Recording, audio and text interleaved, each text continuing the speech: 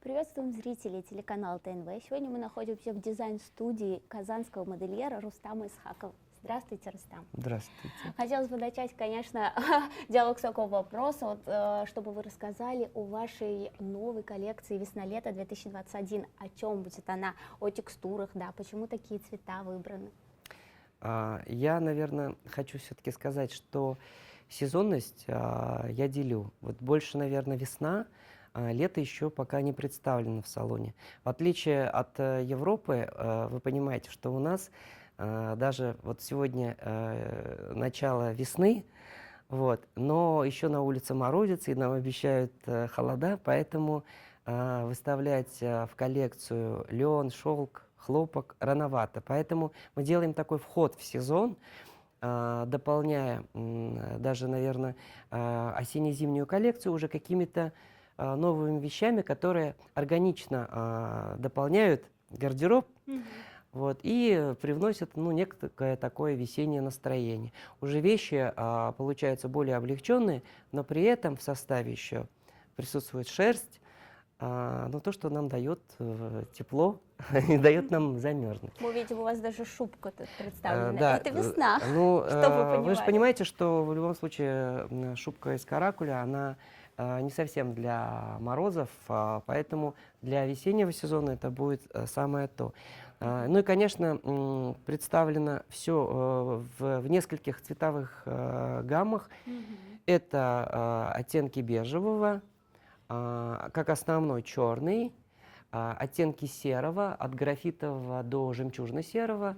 И также присутствуют такие золотистые, бежевые, молочные гаммы.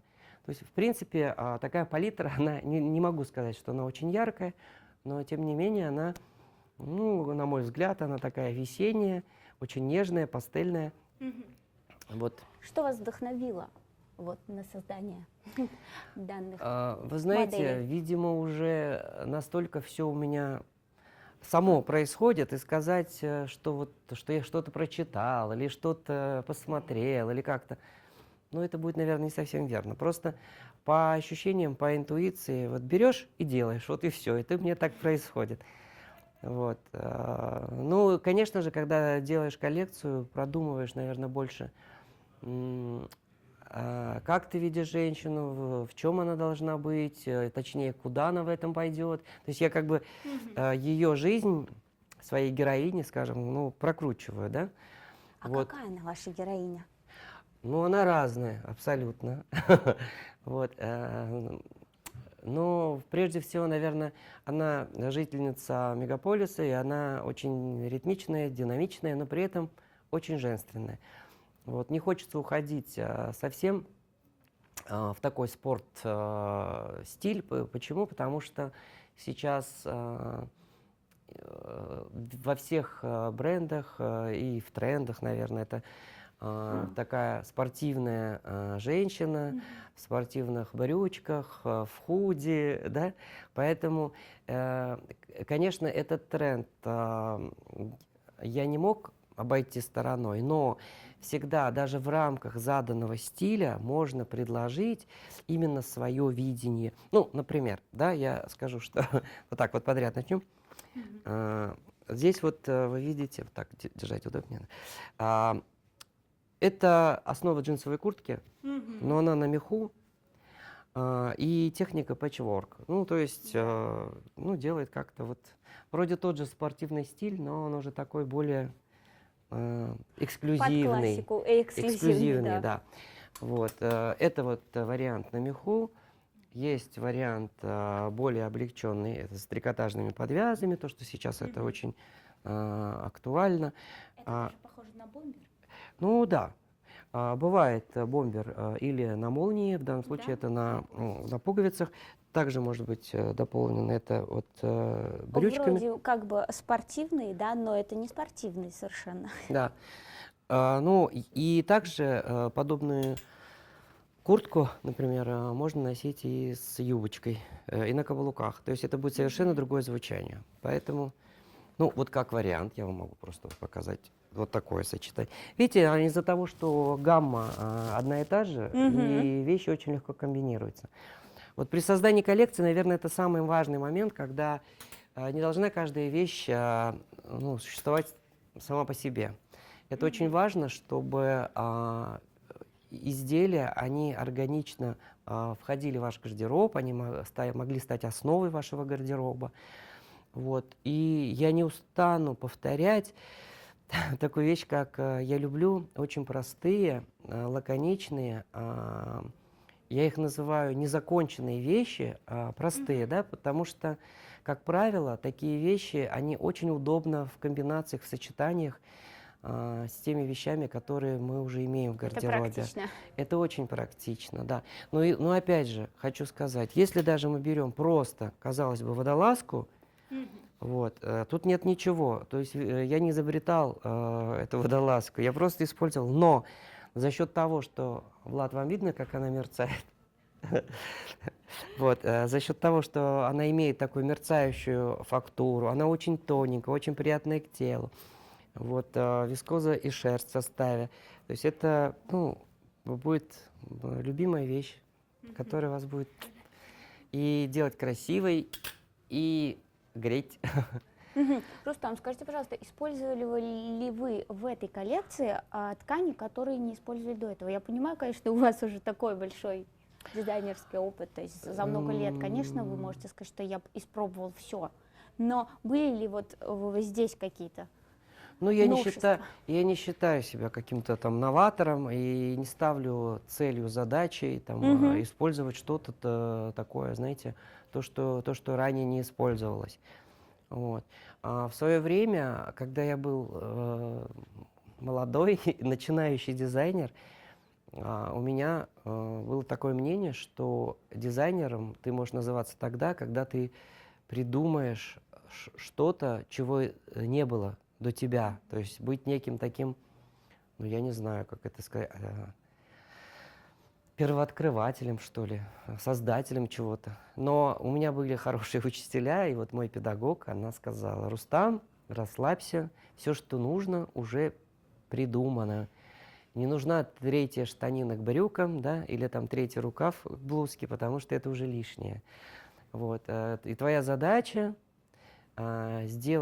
использовать правильно материалы по назначению, да, сделать женщину красивой, правильно найти сочетание цветов. Ну, в общем, на самом деле очень много внутри заложено, и как бы вот это ценнее.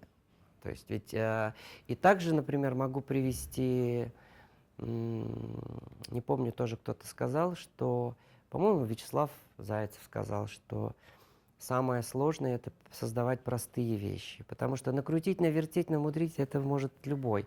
А вот именно сделать простую, но красивую вещь — это намного сложнее. Потому что это, знаете, такие внутри уже идут мыслительные процессы, как я уже говорил. Рисуешь один образ, он может быть чисто визуально, вот так вот тебе нравится, да? Даже придумал там какую-нибудь деталину такое. Потом начинаешь, вот думаешь, ага, вот женщина, девушка, вот это надевает, куда она, как она. И вот начинаешь это все прокручивать в голове, ну как бы путь ее так вот, да, в мыслях ты проходишь, думаешь, нет, лучше вот эту деталину убрать, оставить вот это, так будет проще. Тогда она сможет там надеть какой-то шарфик или еще что-то. Ага, потом вот это вот пуговицы, допустим, они, наверное, тоже будут лишними, потому что если она вдруг захочет там какую-то брошь, или обувь у нее какая-то там будет особенно красивая, то это будет диссонировать, это надо тоже убрать. И в итоге ты оставляешь вот суть, да? Это цвет, фактура и силуэт. Вот это вот основные моменты, которые должны быть в каждом изделии. Рустам, не было ли у вас идеи создать коллекцию, посвященную Мусе Джалилю, нашему татарскому поэту? Да, мы знаем, что ему 15 февраля исполнилось 115 лет. Как, например, Валентин Юдашкин в прошлом году создал коллекцию, посвященную Маяковскому. Честно, не думал об этом, не думал. Но хочу сказать, что есть ряд идей у меня, витает, так скажем. Вот часто же задают вопрос, что вас вдохновило на создание коллекции. И очень много именно, наверное, русских, да, и не только русских, художников, дизайнеров модельеров черпают идеи в полотнах или в творчестве художников, именно которые, ну, скажем, прикладного искусства, да, живописи, графики. Вот. И ряд именно наших татарстанских художников у меня ну, зацепили, скажем так, которых я посмотрел с позиции, как бы это можно было переложить на одежду, какой можно сделать великолепный трикотаж.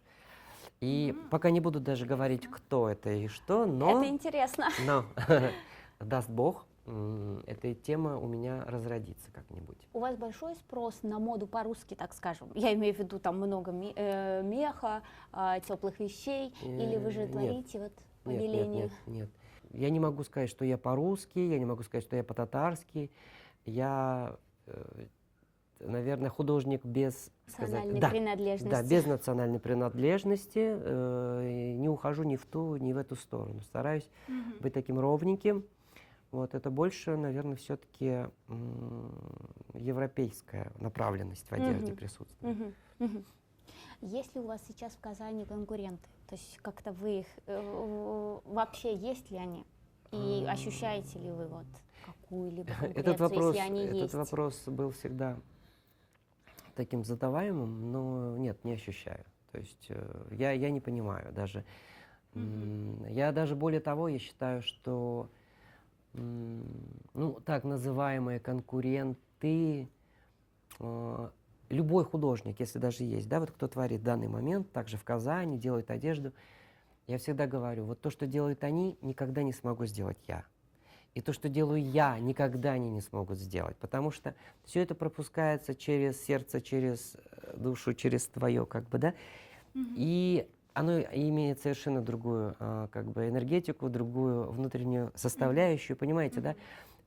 И есть такие клиенты, которые говорят, что вот это я купила там вот у нашего дизайнера, там вот у такого-то, там у такого-то дизайнера, и они прекрасно дополняются еще моими вещами. То есть я к этому абсолютно спокойно отношусь, потому что, ну, в моем понимании, как бы, конкуренции вот такой ее не существует. Марка «Рустам» существует с 2005 года, и мы в сезон отшивали 150 изделий, то есть в год это 300 изделий. Сейчас на дворе какой год? Ну и вот то, что вы видите сейчас в салоне, это то, что есть в наличии. Да?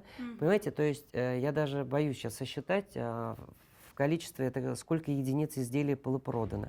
Это не считая индивидуальных заказов. Да? Поэтому как бы вот есть в этом востребованность, это все покупается, и это меня, конечно же, радует. Вот для меня вот это вот самая большая, как сказать, радость и слава, и все на свете. Вот. А то, что касаемо каких-то, ну, там, наград, статуэток, бумаг, то есть они для меня вообще ничего не значат, абсолютно. То есть они где-то там лежат, вот тоже, ну, это право любого человека. Некоторые любят это все вешать на стены, и, видимо, для тех, кто придет, сказать, ну вот, чтобы понимали, да, что вот он, вот если вы так мне на слово не верите, вот можете посмотреть, какие персоны мне это дарили и все такое. То есть, ну, как бы, я не делаю из этого культ, я просто это убираю. Париж является столицей, да, мировой моды. Почему не Россия? И есть ли вероятность того, на ваш взгляд, что когда-то скажут о России так?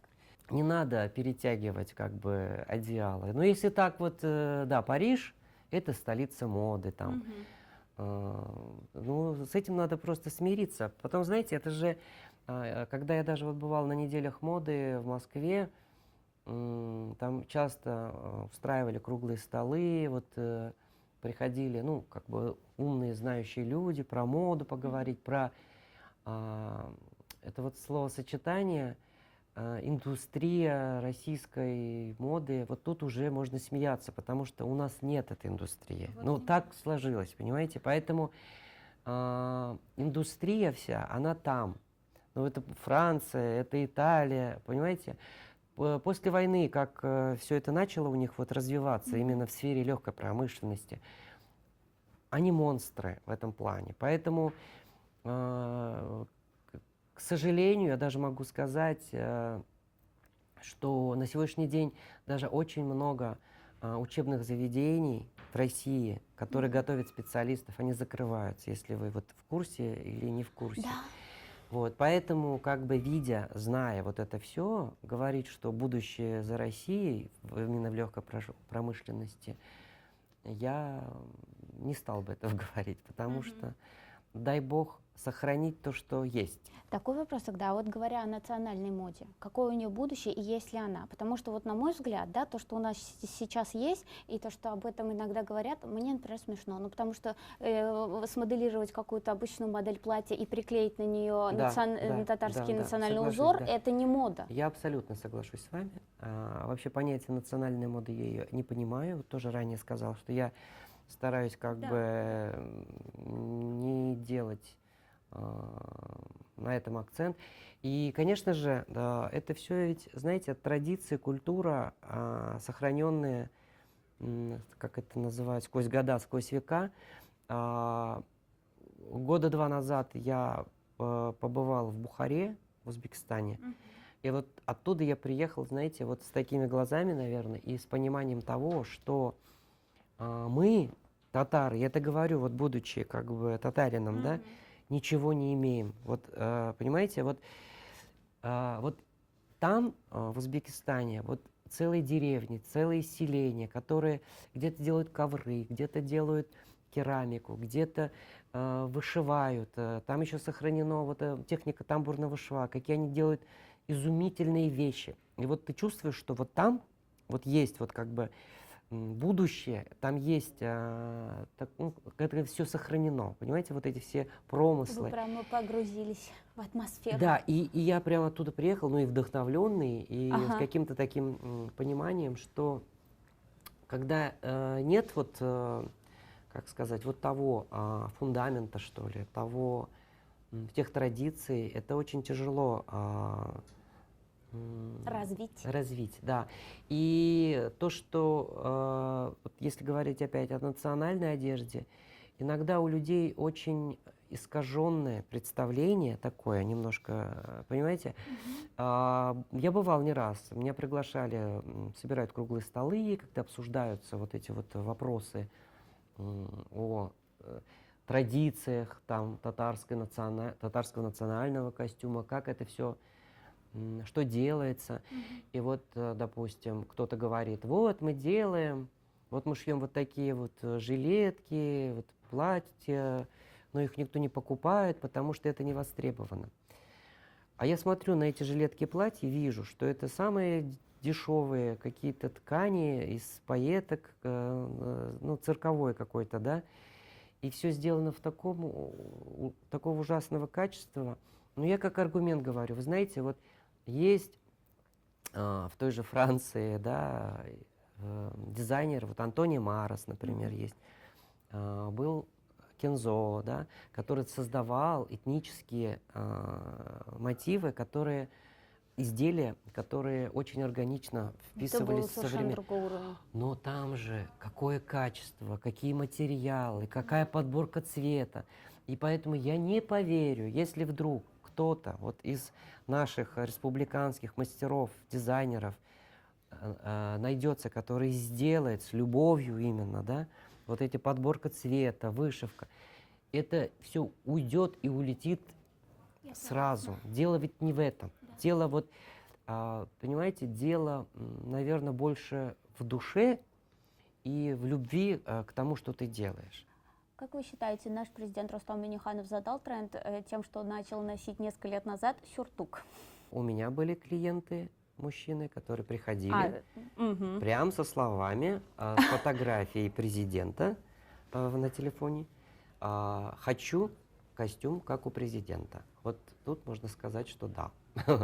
Трендсеттер наш президент, который задал это направление, и до сих пор это вот приходят держится, к вам. Да, и спрашивают. В общем, есть такое.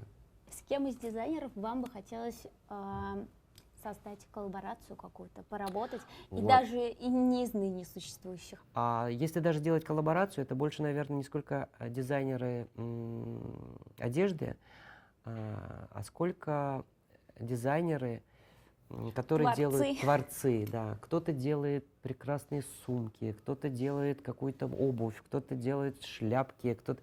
То, что я не делаю, но при этом может прекрасно завершить образ. А вот подобные тандемы, подобные как бы слияния, это всегда интересно, и всегда с радостью иду на такие коллаборации. Мгм, мгм. А кто вот из современных дизайнеров, российских, не знаю, зарубежных, вот вам близок и нравится как художник, как создатель?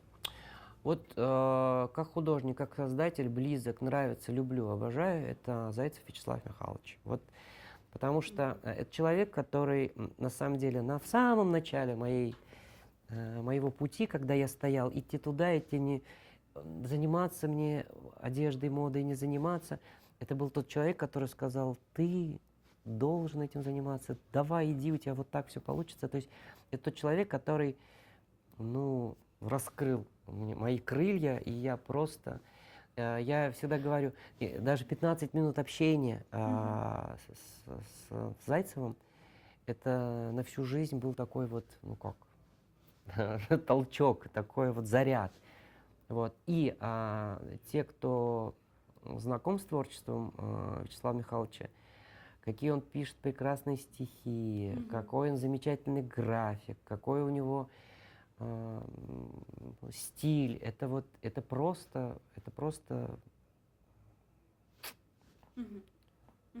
мастер. Да.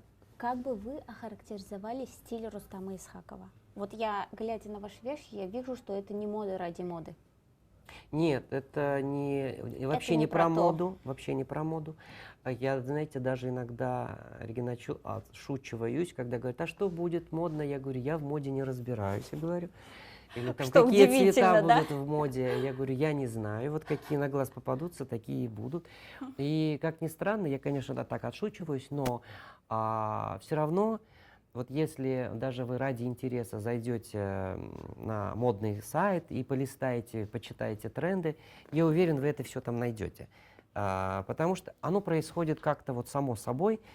Вот. И ну, философия моя, я вот в течение уже дня говорил, да, что чем проще вещи, тем лучше, больше базовых вещей, которые служат дольше и органично ложатся в ваш имеющийся гардероб. По своему состоянию, по своим ощущениям, я еще ученик. Я не могу сказать, что все... Да, это, ну, до сих пор. Это происходит каким образом? Я сейчас окрылен, вдохновлен, одушевлен. Я делаю коллекцию нового сезона. Я ее вот отрисовываю, я подбираю ткани, мы это краим, шьем, все это мы сделали показ. Все, мне это скучно. Если бы это делал вот по новой, я бы сделал совершенно другие вещи. Это устаревает моментально, я понимаю, что вот я что-то не учел, там надо было не так, надо было вот так. Ладно, это мы сделаем в новом сезоне. И так, поверь, каждый сезон. То есть нету удовлетворения ни от чего. То есть это несмотря на то, что да, это все продается, да, я слышу там благодарности и все такое, но я все время двигаюсь.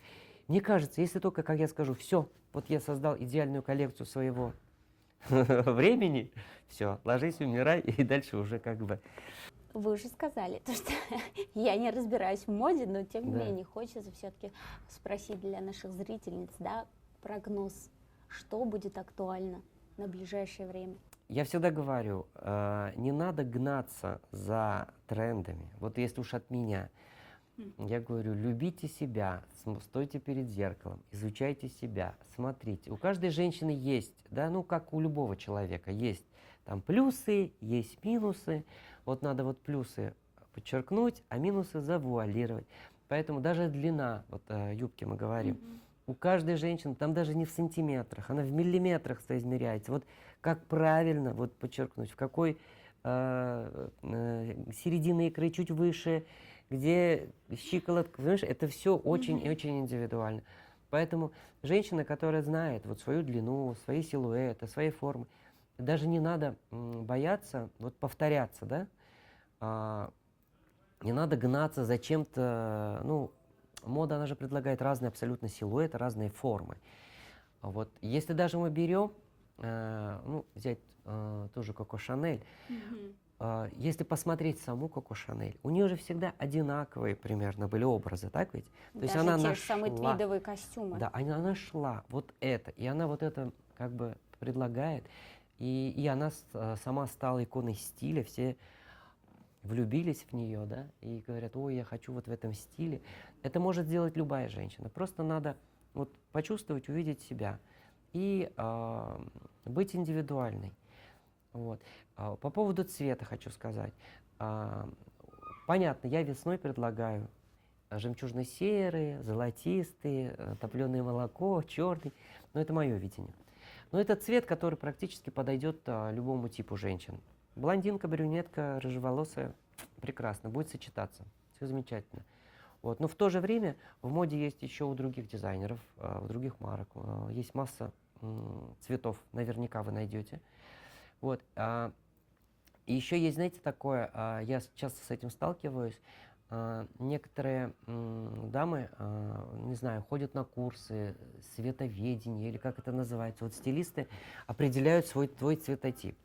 Вот я хочу сказать, забудьте, пожалуйста, про Это же это. ограничивает. Не забивайте себе голову этим, да, это ограничивает. Мало того, что у вас и так комплексы, вы еще сверху вот этот цветовой комплекс себе зарабатываете, да. Я людям объясняю следующее. Они приходят, говорят, вот это платье бы я взяла, но оно не моего цвета. Я говорю, кто вам сказал? А я курсы закончила, у меня даже есть вот этот цветовой, как им выдают, да? Сертификат. Нет, цветовой пантон или как вот это. Ага, Им цветовая выдают, палитра. Ага. цветовую палитру им выдают еще. Ну, чтобы уж наверняка. И они ходят вот с этой палитрой, с веером, с таким, прикладывают к вещам. Ну, жалко несчастных женщин. Я говорю, а вам они разве не сказали такую вещь, что достаточно... Вы можете носить любой цвет, какой вам нравится. Важно, что к лицу, да? Да. Потому что вот эта зона, будь то воротник, шарфик, и вы можете всегда подобрать тот цвет, который сделает цвет лица свежим, красивым, а дальше вы можете носить любой цвет, который вам хочется носить. Все просто. Ты пытаешься услышать или там сказать, что же мне носить, какие же цвета. Дайте мне рецепт счастья, не дам, не дам я вам, потому что считаю, только проявляя любовь к себе, только желание стать другой. На эту тему могу говорить бесконечно и долго. Бывает иногда, знаете, даже вот когда приходит там девушка, женщина ко мне, я ей показываю коллекцию, говорю, вот это. Ой, нет, это вот не мое. Я говорю, пожалуйста, вот можете вот ради меня, наденьте, пожалуйста, вот выйдите. Вот. И она, когда одевает и выходит, ой, надо же, я даже в жизни бы не подумала, да я бы никогда бы не подошла, да я бы так бы и ходила вокруг да около. И я говорю, вы понимаете, тоже пожелание, наверное, больше женщинам. Если вы пришли в любой магазин, бутик, даже консультант вам что-то говорит, там, стилист, вот померьте, посмотрите. Я понимаю, что у вас уже есть там какие-то свои представления. За примерки денег не берут, как правило, насколько я знаю. Поэтому надо позволять себе иногда вот эту вот игру, вот переодевание, нарядиться, посмотреть, сказать, ну вот почему нет? Я уверен, наверняка, вот в какие-то из таких вот моментов, у вас, знаете, вот как это озарение, бомс, и ты увидела себя совершенно по-другому. Сказала, как я столько лет ходила мимо вот этих там юбок каких-то или вот этого фасона, а оказывается, это мне так хорошо. Вот, поэтому не бойтесь меняться. Рустам, спасибо вам большое за советы. Я считаю, что это советы такие на века. Ну, спасибо. Спасибо вам большое за интервью и желаем вам удачи с вашей новой коллекцией. Да, Спасибо за спасибо. приятную беседу. Тебе спасибо.